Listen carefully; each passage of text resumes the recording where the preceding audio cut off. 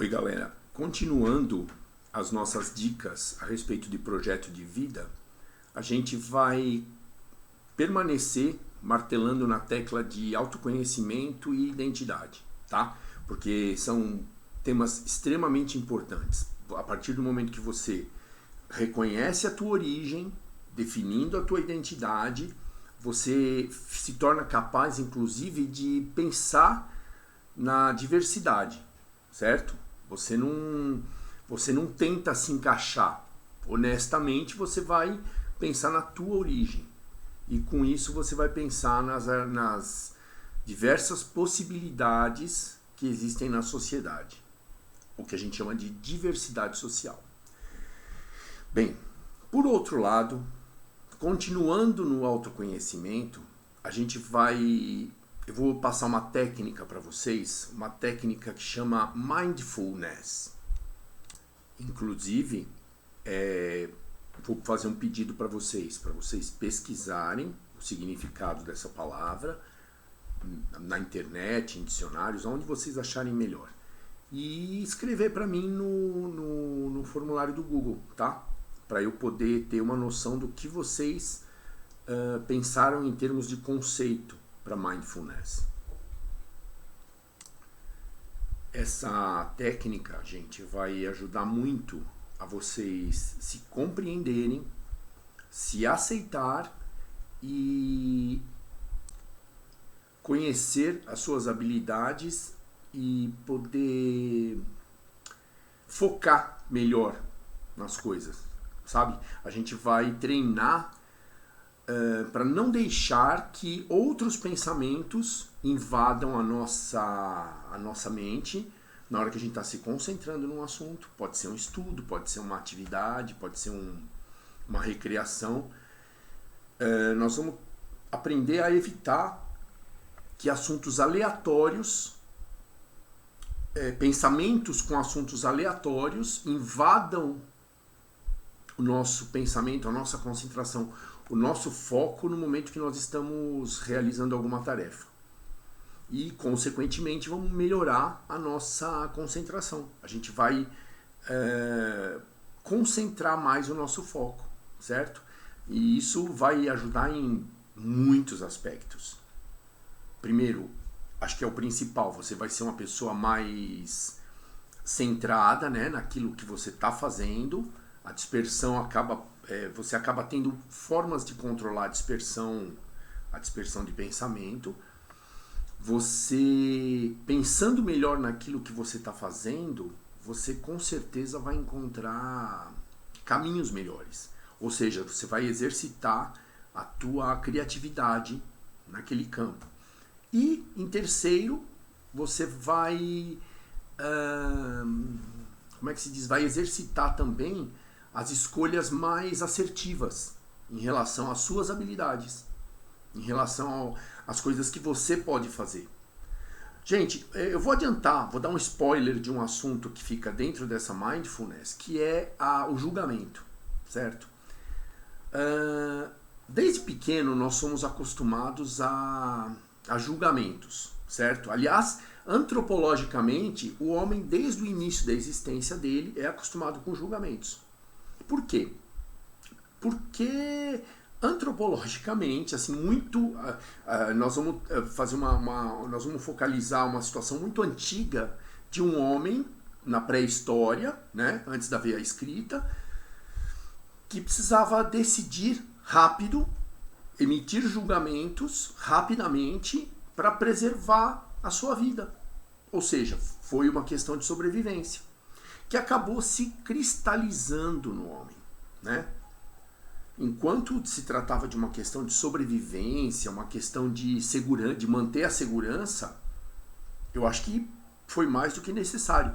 Mas vocês podem reparar que hoje em dia nós trazemos essa característica de emitir julgamentos meio que automatizada, meio que arraigada na nossa psique, na nossa personalidade, né? Muito bem, gente. Quer ver uma coisa? Inclusive o ambiente escolar, ele dá aso, né? Ele dá, assim, oportunidade de você realizar vários julgamentos, desde o início do teu período de estudos, desde a infância. De que maneira? Você sempre vai se comparar com alguém na escola, algum coleguinha, que consegue desempenhar melhor uma certa atividade. Mas vocês lembram que a gente conversou isso lá no começo? Que faz parte da empatia também você entender as razões dos outros, entender os interlocutores nas demandas e nas explicações deles? Pois é, essa história de julgamento está completamente ligada à empatia. Por quê? Como eu tinha dito nas nossas aulas anteriores, existem pessoas que têm habilidades em matemática, desde pequenas, e são terríveis, resolvem contas de cabeça, só de olhar, enfim. Mas tem outras que não. Porém, essas outras redigem textos maravilhosos, a interpretação de texto delas é extremamente aguçada, as pessoas têm facilidade para montar orações, para poder se expressar de uma forma objetiva. E aquela pessoa que tem muita facilidade em matemática pode ser que não tenha essa facilidade em línguas, né? Nas humanidades. Principalmente nas línguas, né? Na linguagem. Muito bem. Então, para vocês terem uma ideia, eu também devo ter citado alguma coisa a respeito de alteridade, que trocando em miúdos é diversidade, certo? Então, nas habilidades que nós possuímos, existem alteridades também. Existem diferenças de potenciais, né? de mais força em certas habilidades e menos em outras. De que maneira? Como eu acabei de falar. Às vezes uma pessoa que estuda com a gente é extremamente boa em matemática. E aí a gente emite julgamento. Nós somos menores que ela, nós somos inferiores a ela. Porém, com essa técnica de mindfulness, que nada mais é do que você preencher a sua mente com pensamentos focados e com conhecimento de causa. Por exemplo, em vez de julgar aquela pessoa que é muito boa em matemática e se julgar, né, emitir um auto-julgamento, nossa, eu sou ruim, eu não chego aos pés daquela pessoa, você vai lembrar das habilidades que você tem. Você vai preencher o seu pensamento com as habilidades que você tem. Não numa questão de falar assim, fulano é bom em matemática, mas eu sou bom em português. Não é isso.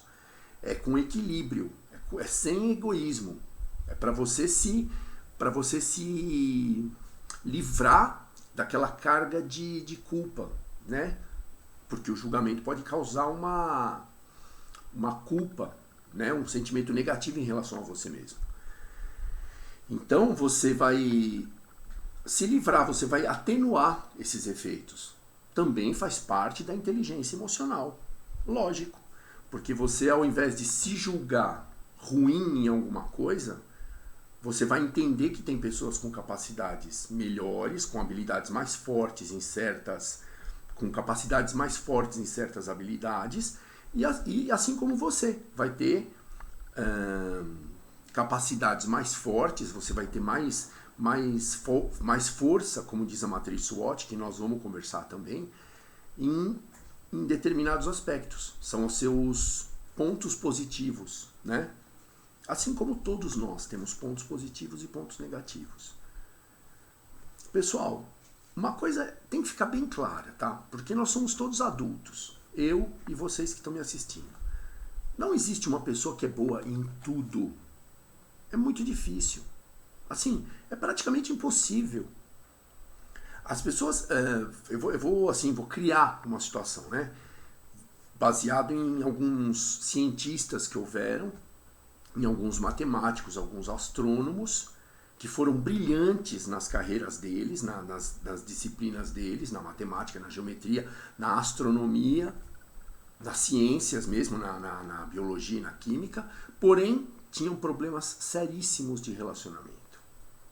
não conseguiam se relacionar com as pessoas, não conseguiam constituir uma família, não conseguiam ter amigos, porque, veja só, a pessoa às vezes ela é tão focada naquilo que ela conhece, naquela área que ela conhece, que ela precisa desenvolver uma forma de se expressar naquilo que não seja da disciplina dela.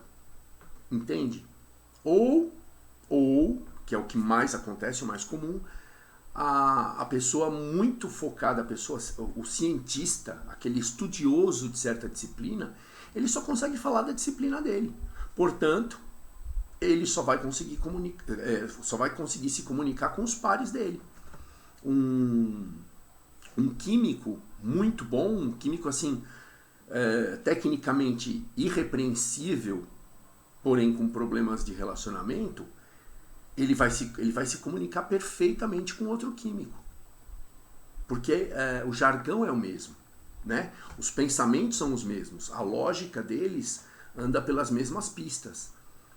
Já, em contrapartida, esse mesmo químico brilhante, esse destaque na disciplina de química, ele não vai conseguir conversar muito, ele não vai conseguir estabelecer um diálogo com um historiador, por exemplo. Um professor de história. Alguém que gosta muito de história, mas que não manja nada de química. A não ser que ele melhore a capacidade de relacionamento dele. E essa história de mindfulness, que eu citei para vocês no começo do vídeo, nada mais é que você se focar naquilo que você tem habilidades, naquilo que você se interessa mais e perceber, através da concentração e da meditação, o quanto você é bom naquilo. Portanto, você não vai refletir as comparações que são feitas no dia a dia negativamente sobre você. Você vai saber que você também é bom em alguma coisa. Assim, como é que eu posso dizer? Você vai melhorar a tua autoestima, porque você vai entender que em alguns assuntos você é muito bom também. Então, fica simples de você estabelecer comunicação, fica simples de você se relacionar e, voltando para o começo, fica muito mais simples de você não se cobrar uma solução imediata e eficaz para um problema que te atinja.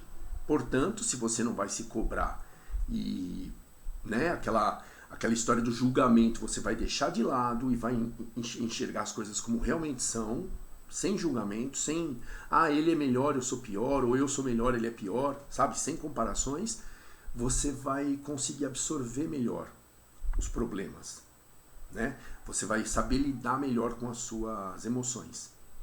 Esse é o intuito. Esse é a grande finalidade do mindfulness, nessa área emocional, percebe? E com certeza esse treino vai te habilitar a fazer escolhas mais assertivas, que nós vamos ver mais para frente. Por enquanto nós estamos focados no primeiro pilar do projeto de vida, que é o autoconhecimento. Traduzindo para palavras mais simples, é entender as relações de você com você mesmo. No segundo pilar do projeto de vida, nós vamos estudar as nossas relações interpessoais. Também traduzindo para um jargão mais simples, nós com a sociedade, certo? Responsabilidade sobre os nossos atos, ética, quais são os acontecimentos que ocorrem na sociedade ao nosso redor que nos atingem com mais pungência, com mais força. Por exemplo, tem pessoas que são sensíveis a idosos, são sensíveis a crianças. Enfim, nós vamos começar a estudar essas relações. E por fim, nós vamos estudar o terceiro pilar do projeto de vida, que é o projeto profissional. Até lá, eu espero ter passado para vocês várias formas, vários exercícios, várias técnicas de autoconhecimento, várias técnicas de autorresponsabilidade, de disciplina, né? Na verdade, se a gente fosse citar uma escola filosófica, que é a outra disciplina que eu ministro, nós íamos falar de estoicismo, né? É uma escola filosófica muito importante na história da filosofia e que principalmente versa em torno do autoconhecimento e de treino para que as situações não te atinjam, né? Para que você saiba lidar com todas as situações. Por que eu falo sempre do autoconhecimento? Porque a partir do momento que você se conhece muito bem, que você sabe realmente quem você é, não vão... por exemplo, lembra daquela história de xingar, de ser xingado? A partir do momento que você assumiu a sua identidade, um xingamento, uma fala de alguém assim estranho, que não tem peso emocional sobre você, fica muito mais irrelevante, né? Fica assim sem importância. Então, gente, já usando isso que nós falamos, né, que era para ser um spoiler, vamos passar a pensar melhor no nosso julgamento, na velocidade e no critério, né, na intensidade do nosso julgamento. Porque, vejam, eu vou citar agora uma coisa assim bem antiga, uma premissa bem antiga, né? Que vem na sequência daquela de não fazer para as pessoas aquilo que nós não gostaríamos que elas nos fizessem. Essa premissa nada mais é do que a continuação dessa primeira que eu falei, né? De não fazer para os outros aquilo que a gente não quer para nós. Não julgar. Porque a partir do momento que a gente julga, nós abrimos a oportunidade, nós permitimos tacitamente, né, assim, sem expressar, mas assim você permitiu que você seja julgado também. Então, primeiro, você pode se ofender com o julgamento. É uma opção, né? Você vai viver ofendidinho, achando que tudo se refere a você. E segundo, uma segunda hipótese, você vai começar a dar ouvidos para os julgamentos e vai começar a se condenar, vai começar a se odiar, vai começar a achar que você não é suficiente. E isso, infelizmente, piora muito a tua qualidade de vida. Isso aí vai ocasionar estresse em você, vai ocasionar frustração. A frustração pode ser tão grande com você mesmo que você vai acabar diminuindo sua autoestima por sua conta. Você mesmo vai se ver como um ser inferior. Você vai se cobrar tanto por causa dos julgamentos que você acaba aceitando e que você abriu as portas para esses julgamentos a partir do momento que você praticou um julgamento, que você vai começar a ser escravo desses julgamentos. Tipo, vamos colocar uma frase entre parênteses. Nossa, o que eles vão pensar de mim? O que a fulana, a professora, vai pensar de mim? O que meus amigos de classe vão pensar de mim? Lógico, nós temos que ter um código de conduta social. Ninguém pode sair por aí andando pelado, nada disso. Nós temos que nos enquadrar na sociedade. Porém, nós precisamos treinar também a autoestima e o autoconhecimento a ponto de poder julgar. Nesse caso, um autojulgamento, né? Uma autorreflexão. Poder refletir se aqueles julgamentos, se aquelas as coisas que as pessoas nos fazem ou se referem a nós com o olhar às vezes, ou mesmo fofocando com outras, se realmente dizem respeito a nós, ou se não passa de fumaça, como se diz por aí, não passa de espuma e se dissipa com o vento. Gente, esse foi mais um recado de projeto de vida, mais uma dica. Vamos resumir a nossa dica para não julgar, certo? É uma das fases do Mindfulness. Vocês vão pesquisar e vão descobrir o que significa Mindfulness em português. Assim, a tradução literal. E a partir da tradução literal, vocês vão lembrar disso que nós estamos falando hoje e vão perceber que a partir do momento que nós treinamos a nossa concentração e as nossas ferramentas de melhoria, de bem-estar, né, de qualidade de vida, nós vamos adquirir mais capacidade de foco. Nós vamos conseguir negar as dispersões conscientemente e nos concentrar na atividade presente. Certo? Olha aí, ficou uma dica bem importante, sem nos preocupar com o amanhã, porque o amanhã está na nossa mão.